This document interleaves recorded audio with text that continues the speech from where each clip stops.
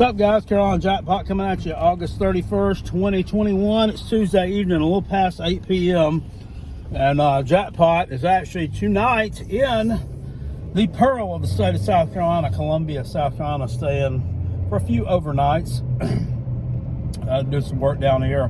But hey, I wanted to jump on here real quick and make a video about this. I'm sure you've already heard about it if you haven't, because it's breaking news everywhere. Zeb Noland, the former graduate assistant coach on Shane Beamer's staff at the University of South Carolina, has now been named the starting quarterback for the Week 1 opener against the Eastern Illinois Panthers on Saturday night. Now, I've been looking a little bit over at the Gamecock Facebook pages, the Gamecock Twitter, and this and that, and it looks to be a mixed bag. Looks to be a mixed bag of reactions on this news, as it were. Guys, hey, I'm here to tell you, step away from the cliff if you're contemplating towing the cliff and or jumping off of said cliff over this news. You know, this is not the first time that something like this has ever been done in college sports. They had a depth issue at the quarterback position. Of course, starting quarterback Luke Doty goes down earlier on in August with a mid-foot sprain.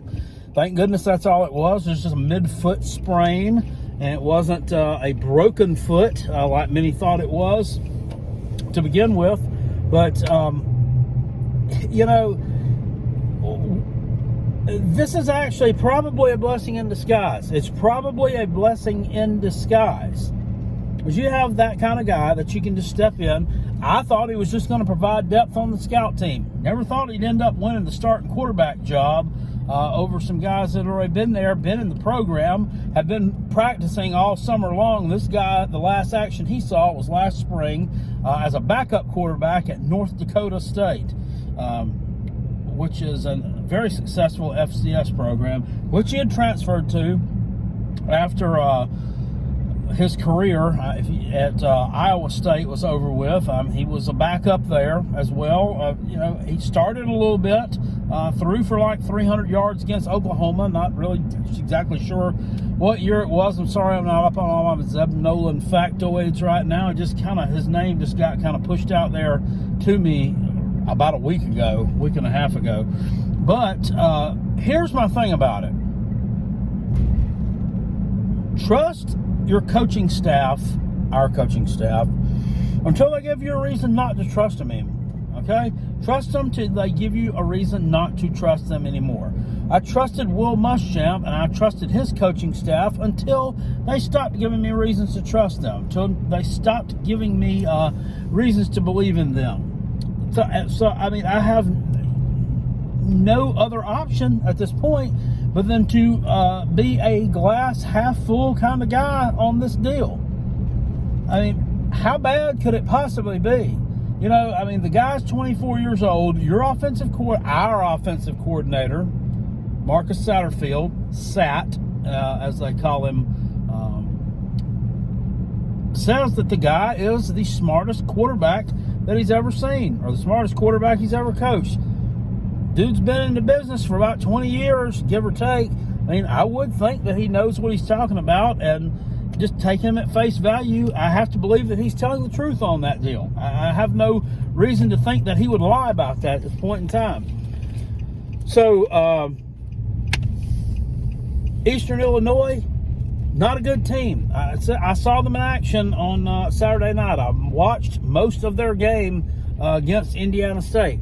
Guys, they're not a good team, okay? Defensively, they, you know, couldn't stop a nosebleed. Offensively, probably not going to be able to catch a cold against the Gamecocks. I mean, they made a few plays. They were playing Indiana State. That's another bad team. South Carolina's going to beat this team by 40 plus. I mean, they just are. From what I saw of the team, I saw this team. It's not on paper. You know, this is not an on-paper deal. This is a nuts and bolts deal. Saw them play. They're not good. The lines of scrimmage are weak. They're small. South Carolina's going to push them around on both sides of the ball. And then you know, our skill position talent is, I mean, they're not going to be able to stop Marshawn Lloyd. They're not going to be able to stop Zaquandre White. Kevin Harris, if he plays, I'm not sure how much he's going to play. They're not going to be able to stop him either. They're just not going to. Just not a strong enough team up front on either side of the ball. So I don't think you have anything to worry about. Step away from the ledge. You know, the quarterback position for the Gamecocks this year is going to have to be a game manager anyway. It's going to have to be somebody who, you know, can complete those little short intermediate routes, some slants, you know, some stuff over the middle. South Carolina's not going to be a huge vertical passing team this year. I'm just going to go on ahead and tell you they're not going to. Because, number one, obviously we don't have quarterbacks with the accuracy to make those throws. Exhibit A, Luke Doty, who is to be the starting quarterback, he's not the type of quarterback who's going to make those throws. He's just not. He can make the intermediate throws. He can extend some plays with his legs. Not really quite sure what Zeb can do when, you know, when the pocket breaks down and he has to take off running with the ball. I know Luke Doty can make some things happen with his legs. I don't know about this guy, but we're going to see. Trust your coaching staff. Trust Coach Beamer. They've made this decision, and I believe that everything is going to work out just fine. South Carolina is going to be 1-0 after Saturday night, and then they're going to be ready to take on the East Carolina Pirates, another team that I think people are giving a little bit too much credit to, that South Carolina should be able to dispose of. Maybe not easily at first, but I believe they'll be able to muscle their way to a 2 to 3 touchdown victory over them as well. That's just what I'm seeing, guys. I have high hopes for this season. I have high hopes for this coaching staff.